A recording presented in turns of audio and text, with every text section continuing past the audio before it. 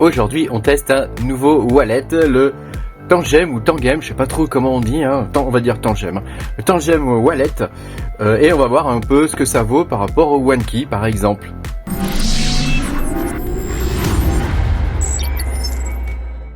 Bonjour les amis, je suis très content de vous retrouver aujourd'hui dans cette nouvelle vidéo où on va tester un nouveau wallet, le Tangem. Donc je l'ai reçu ce matin par la poste, donc tu vois je l'ai pas encore ouvert et tout ça, donc je te propose qu'on teste ça ensemble.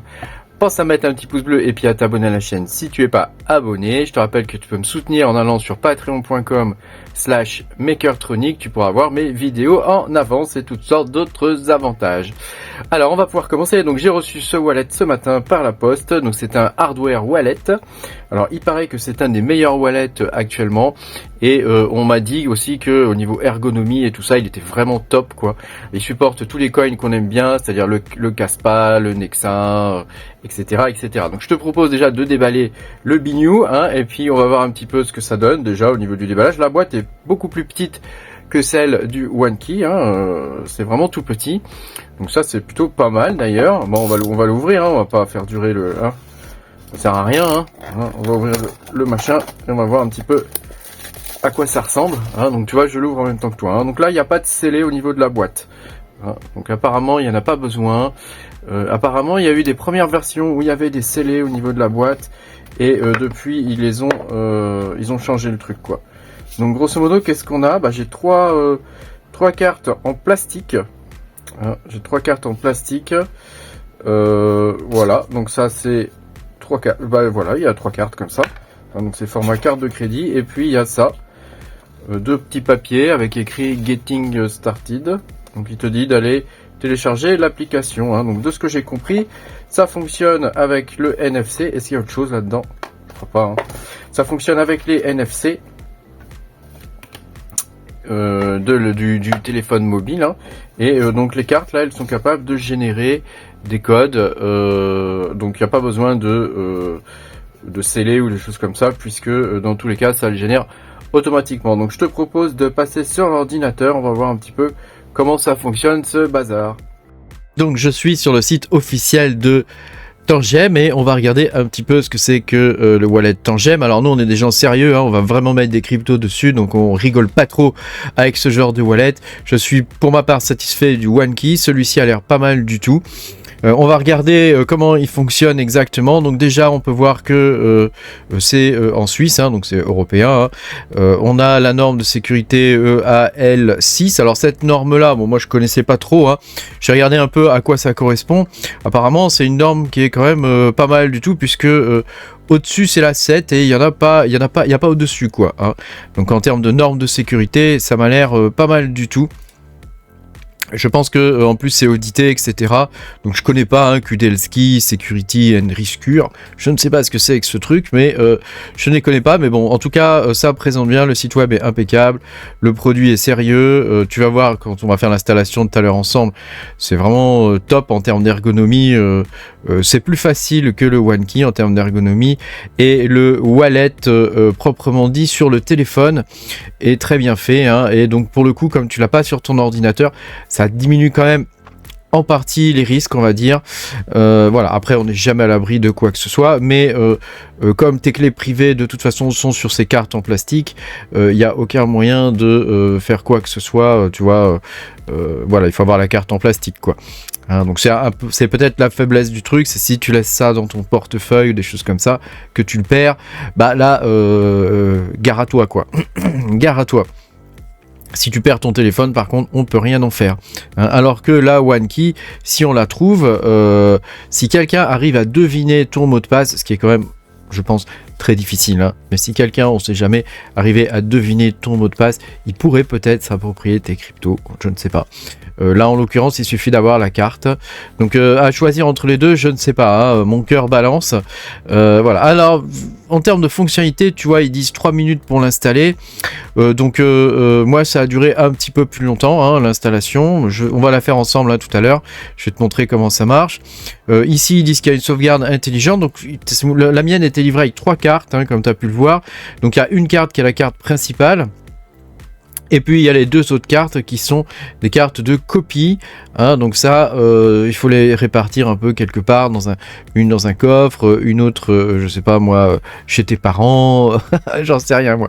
Voilà, tu vois ce genre de truc quoi. Voilà. Et puis bien sûr il faut y faire attention, hein, parce que évidemment quelqu'un qui aurait accès à ta carte, voilà, il faut qu'il ait accès au mot de passe, hein, bien sûr, hein, mais bon, sait-on jamais quoi. Hein, voilà, donc il faut bien cacher ce genre de choses, comme pour la OneKey. Hein, voilà, il faut connaître le mot de passe, mais il faut quand même bien cacher le petit appareil. Hein. Voilà, donc l'avantage là quand même, c'est qu'il n'y a pas de batterie, il n'y a pas d'éléments électroniques particuliers dans la carte en plastique qui pourrait te dire que dans le temps ça va se dégrader ou il va y avoir un problème, etc. Donc tu vois, j'aime bien ce côté-là parce que c'est quand même fait pour durer. Après, c'est lié quand même à une application mobile. Qu'est-ce qui nous dit que dans 10 ans, cette application mobile continuera de fonctionner? Voilà, pour la OneKey, bon, c'est lié à une application logicielle sur l'ordinateur. Qu'est-ce qui nous dit que cette application continuera de fonctionner sur Windows 20 par exemple? On n'en sait rien, hein, mais voilà, il faut tous ces trucs électroniques, hein, toujours, hein, il faut qu'il y ait un suivi derrière. Hein. Tu peux pas le prendre et le mettre dans un coin en te disant que plus jamais tu auras de soucis, etc. Il faut suivre le truc, hein, pour la Ledger c'est pareil, hein, voilà. Donc je t'ai dit à peu près tout ce qu'on peut dire, hein, sur ce wallet là. Hein. Il est vraiment bien fait. On va regarder maintenant sur la partie comment l'installer, etc. Et voilà. Et oui, je voulais te montrer aussi au niveau des prix. Tu vois, c'est assez raisonnable, hein. Tu peux en avoir deux pour $54, $55, donc c'est quand même pas cher. Le OneKey est nettement plus cher, et puis il y a des tas d'autres toilettes qui sont beaucoup plus chères et qui sont moins bien. Alors par contre, un peu déçu au niveau du support des coins, hein, puisqu'il n'y a pas le Nexa. Par exemple, il n'y a pas le Radiant, il n'y a pas le Dynex, enfin voilà, il y a beaucoup de coins que nous on a en tant qu'investisseur de première heure sur certains coins, voilà, qui sont pas encore présents dessus. Ça viendra, en tout cas on trouve le casse-pas. Je trouve que le OneKey supporte plus de coins récents, des coins comme le Nexa par exemple. Donc ça, je trouve que c'est vraiment tout à son honneur. Voilà, j'espère que Tangem fera un petit effort là-dessus pour essayer de supporter ces coins-là, qui sont des coins en Proof of Work. Alors je sais que le Proof of Work, c'est pas le truc qui est à la mode, hein, mais Caspar reste en Proof of Work et la première crypto est une crypto en Proof of Work. Je te rappelle que le Proof of Work, c'est une évolution. Hein, on fait souvent passer le Proof of Stake comme une évolution du Proof of Work, mais c'est l'inverse. Hein, les premiers coins étaient en Proof of Stake. Hein, et puis derrière, ils ont développé le Proof of Work. Hein, pour que les choses soient claires. Hein. Donc tu peux payer aussi avec PayPal, tu vois. Donc c'est pas très cher pour ce que c'est. Et franchement, voilà, je trouve ça pas mal. Après, en termes d'utilisation, est-ce que c'est pas un peu casse-pied d'avoir ton adresse, tu vois, sur le truc, sur le mobile, il faut te l'envoyer par mail ou machin comme ça pour recevoir pour avoir ton adresse, pour pouvoir la communiquer sur ton ordinateur. Parce que moi, les cryptos, je m'en sers surtout sur l'ordinateur. Hein, je fais très peu de trucs avec le mobile. Hein. Alors, j'ai le même problème avec la carte crypto.com, hein, et le site crypto.com. Hein. Tout est sur le mobile, donc c'est un petit peu casse-pied. Mais bon, voilà, je me dis que le mobile, si tu n'installes pas n'importe quoi sur ton téléphone mobile, ça va être quand même un peu plus safe que l'ordinateur où tu peux avoir toutes sortes de virus et de cochonneries. Voilà. Donc, on va aller regarder un petit peu comment on installe ce bazar.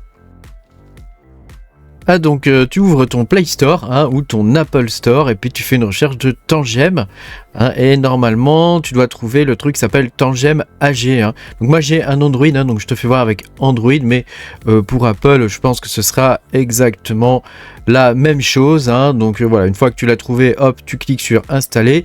Donc tu vois, c'est assez rapide. Hein. Après on va cliquer sur ouvrir. Hein. Donc bon, normalement c'est relativement simple. Alors l'application a l'air d'être bien supportée, hein, donc dans le sens où elle est mise à jour relativement souvent de ce que j'ai pu constater depuis. Hein. Donc ça c'est plutôt un bon point. Hein. Ça veut dire que c'est suivi. Donc après bon bah voilà, on va regarder un petit peu. On va lancer l'application déjà. Voilà, tu vois, c'est plutôt joli. Meet Tangem. Hein, et voilà, et donc il faut que tu prépares évidemment tes cartes, hein, à côté. Hein. Donc tes 3 cartes, moi j'en ai 3. Hein, mais la première chose à faire, c'est d'activer le NFC. Donc là, je vais y aller. Hein, je vais activer le NFC. Alors tu vois, il y a un autre truc qui s'appelle NFC NPD. Donc ça, je sais pas trop ce que c'est. Je crois que c'est NPD. Je crois que ça veut dire ne pas déranger. Donc faut pas l'activer. Hein, je pense pas. Hein, il faut juste activer NFC sur ton téléphone. Hein.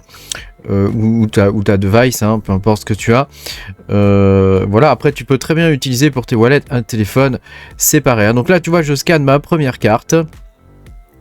Donc tu vois, derrière chaque carte, il y a des numéros, hein, donc ça te permet d'identifier les cartes. Alors, faut avoir de bons yeux pour les lire, hein. Moi je suis obligé de prendre ma loupe parce que je trouve que c'est pas écrit assez gros. Donc là tu vois, j'ai scanné ma première carte, donc je vais accepter tout ce truc là que j'ai pas lu évidemment, hein, voilà, parce que personne ne les lit. Hein. Donc ensuite il me dit générer les clés privées. Donc les clés privées seront générées à l'intérieur de la carte, hein. Donc elles ne vont pas sur ton téléphone, elles ne sortent pas de la carte. Donc là tu vois, il te dit d'insérer de mettre la carte derrière, hein. Donc là c'est ce que j'ai fait, hein, et on y va, hein. Donc voilà. Et après donc il faut préparer les cartes de backup. Donc il va faire un premier scan de toutes les cartes. Et puis ma foi voilà, hein, c'est plutôt pas mal, hein. C'est plutôt pas mal. Donc là, je vais scanner mes cartes de backup. Ensuite, on va scanner la seconde, hein, parce que moi j'ai trois cartes avec le mien, hein. Voilà. Donc là, j'ai scanné la seconde et ensuite on clique sur Finalize the backup. Enfin, on appuie avec le doigt, hein, parce que là c'est sur téléphone, hein. Voilà. Et donc là, il va nous demander de créer un code d'accès, hein. Donc là, je vais rentrer mon code. Évidemment, je vais couper cette partie de la vidéo. Donc maintenant qu'on a rentré notre code, il faut remettre les cartes parce que je pense qu'il va encrypter le truc avec ton mot de passe, hein. Donc ne perds pas ton mot de passe, hein. Fais très attention, ne perds pas ton mot de passe. Donc je pense que le truc est encrypté dans la carte, hein. Je sais pas exactement comment ça fonctionne, mais j'imagine que c'est ça, hein. Donc une fois que tu as rentré ton mot de passe, bah voilà, il faut pas le perdre, hein. Si tu le perds, c'est fichu, je pense, hein. Évite de mettre un mot de passe trop simple, hein. Et puis marque ton mot de passe quelque part, hein. Donc si quelqu'un trouve ta carte au final, s'il n'a pas le mot de passe, il peut pas l'utiliser, hein. Donc c'est vraiment, j'aime bien, hein. C'est vraiment très sécurisé, voilà, comparé au OneKey, je pense que c'est un peu plus sécurisé que le OneKey sûrement, hein. Mais le OneKey est aussi extrêmement sécurisé, hein. Donc c'est pareil, hein, il te faut un mot de passe et il faut le taper sur le petit machin avec le mini clavier là, donc c'est très difficile, hein. Le OneKey est très sécurisé aussi, hein. Donc là tu vois, j'ai eu un petit souci, il voulait pas scanner, donc j'ai dû recommencer 2 ou 3 fois. Attends, je vais avancer un peu dans la vidéo, voilà. Toc, voilà, donc là tu vois, il scanne, voilà, ils te disent de tenir fermement la carte derrière. Hein, tu vois, ça va pas bien marcher. Et là, ça recommande. Donc là, cette fois, ça a bien marché. J'ai compris qu'il fallait vraiment coller la carte au téléphone, hein, sinon ça fonctionne pas. Hein, donc j'imagine que quand tu fais une transaction, il te demande d'approcher la carte et de taper ton mot de passe, hein. Donc là, tu vois, tout se passe bien pour l'instant, hein, tout est nickel. Hein, tout va bien. C'est magnifique, c'est magique. Donc là, on va mettre les cartes de backup. Hein, donc bon, on va avancer un petit peu au niveau des cartes de backup. Voilà, donc là tu vois, il les scanne, toc toc toc, il scanne la deuxième carte, donc il enregistre, il encrypte je pense le truc dans la carte, hein. Voilà, et donc là on a terminé. Donc on va aller voir maintenant quelle tête il a le wallet. Eh bah ouais, quelle tête il a le truc. Alors là il me demande si je veux utiliser les biometrics, donc c'est-à-dire mon empreinte digitale. Hein, donc moi je lui dis oui, vas-y, utilise mon empreinte digitale, pas de problème. Et donc comme tu peux le voir là, il y a pas mal de coins, hein. Donc il te met évidemment Bitcoin et Ethereum. Donc là je vais chercher les coins qui m'intéressent le plus, hein. Sachant que j'utilise aussi pas mal Polygon parce que je trouve que les frais sur Polygon sont très bas. Donc quand je fais des transferts en USDT, ça m'arrive, j'utilise du WUSD, ouais c'est ça, du WUSDT, il est encapsulé dans Polygon, hein. Voilà, j'utilise pas Tron, j'ai une mauvaise expérience avec Tron. J'ai perdu 35 000 $ avec Tron, donc je n'utilise plus Tron, merci Tron, hein. Voilà, tu vois, il y a même des Y, des X, voilà, il y a pas mal de choses, hein. Il y a beaucoup de coins, un peu trop de coins en Proof of Stake à mon goût, mais bon, c'est comme ça, hein. Nous on est des mineurs, hein, donc fatalement, hein, c'est pas facile de trouver un produit qui nous correspond. Le Radiant n'y est pas, hein, tu vois, le Dynex n'y est pas non plus, le Nexa n'y est pas non plus. Quand même sur le OneKey t'as le Nexa, hein, quand même, hein, ça faut saluer, hein. Sur le OneKey t'as le Nexa et l'application du OneKey tu l'as sur le mobile, dans ton navigateur et aussi sur ton ordinateur, hein. Tu as 3 types d'applications différentes, hein, et ça c'est quand même super cool, hein. va pas se le cacher. Donc moi je regrette pas mon choix initial du OneKey, mais j'avoue que le Tangem est plus simple à utiliser hein, que le OneKey. Faut quand même pas se voiler la face. Il est plus simple à utiliser et il m'a l'air extrêmement sécurisé, donc ça c'est pas mal hein. Donc tu vois, bon là on retrouve ce qu'on retrouve dans tous les wallets hein, recevoir hein. Donc là tu vois ton adresse, faut la copier puis faut te l'envoyer par mail ou un truc comme ça hein, pour pouvoir la récupérer ou tu t'envoies un SMS avec ton adresse hein. Moi c'est ce que je fais, je m'envoie un SMS à moi-même avec mon adresse pour pouvoir la récupérer sur mon ordinateur hein, si tu as installé le truc qui permet de gérer les SMS et tout ça sur ton ordinateur hein. Donc ça c'est plutôt. Alors tu vois, on va aller voir un peu les paramètres là-dedans. Donc comme tu peux le voir, il y a Wallet Connect hein. Donc fais attention avec Wallet Connect hein, à quoi tu te connectes hein, parce que moi je pense que mes 34 000 $, je me lui suis fait niquer avec ça, ce truc de merde là, Wallet Connect là. Donc fais attention avec ça hein, ne va jamais là-dessus hein. Va jamais, tout ce qui est DeFi, tout ça, fais vraiment très très attention, c'est bourré de cochonneries hein. Donc là tu vois, je regardais un petit peu, j'explore un peu les différents menus hein, qu'il peut y avoir dessus hein, les tokens qu'il peut y avoir. Alors là il parle pas de coin hein, tout est c'est que des tokens hein. Donc pour moi il y a une différence quand même entre des tokens et des coins, enfin bon voilà. Après tu vois je cherche Kaspa hein, donc c'est normal qu'il me le trouve pas puisque j'essaie de faire un swap de Bitcoin vers Kaspa et il me trouve pas Kaspa. Donc on peut faire des swaps, enfin ça reste très très limité hein. Donc c'est vrai que ça peut être cool de pouvoir faire des swaps directement dans le wallet hein. Le OneKey le propose aussi. Après voilà, moi je préfère passer par un exchange voilà.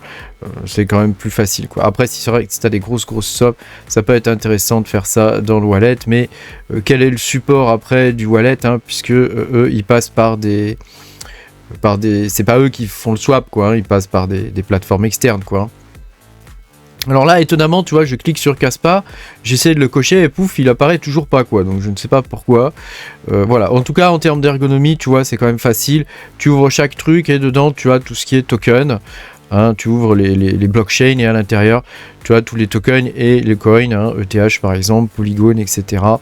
Donc ça c'est franchement c'est bien fait. Donc moi j'en pense du bien de ce wallet hein, comparé au Ledger que j'ai aussi hein, et au OneKey. Je pense que ce wallet est vraiment très bien.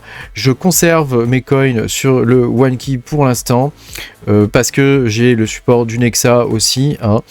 Mais voilà, je pense que ça reste quand même c'est vraiment excellent comme wallet hein. Donc à choisir, si je devais reprendre un wallet aujourd'hui, je sais pas parce que pour le coup il y a quand même un truc qui est bien, c'est que t'es pas lié à un appareil électronique tu vois. Si par exemple mon OneKey je le fais tomber, je marche dessus, je le pète, faut que j'en rachète un etc. Ça va être long et compliqué. Là j'ai juste à prendre n'importe quel téléphone, j'installe l'application et avec mon mot de passe et les cartes je peux récupérer mes coins. Donc ça c'est quand même un gros avantage et ça me paraît vraiment très très sécurisé. Donc à choisir, je sais pas en vrai, je sais pas lequel je prendrais hein. J'ai mes coins sur le OneKey actuellement, mais j'avoue que celui-là me fait quand même pas mal de l'œil hein. Donc tu sais, il faut pas être trop con hein. Je peux mettre une partie de mes coins sur l'un et une partie de mes coins sur l'autre hein. Comme ça tu vois, si jamais j'ai un problème comme j'ai fait d'ailleurs avec la Ledger hein, j'ai des bitcoins sur ma Ledger hein, toujours hein.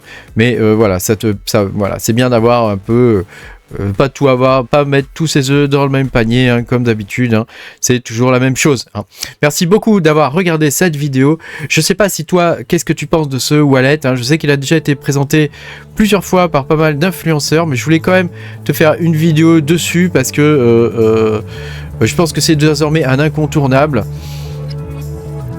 Dis-moi toi ce que tu en penses et si ce type de wallet t'intéresse. Voilà, pense à me mettre un petit pouce bleu et à t'abonner à la chaîne et je te dis à bientôt pour de nouvelles aventures. Salut, salut!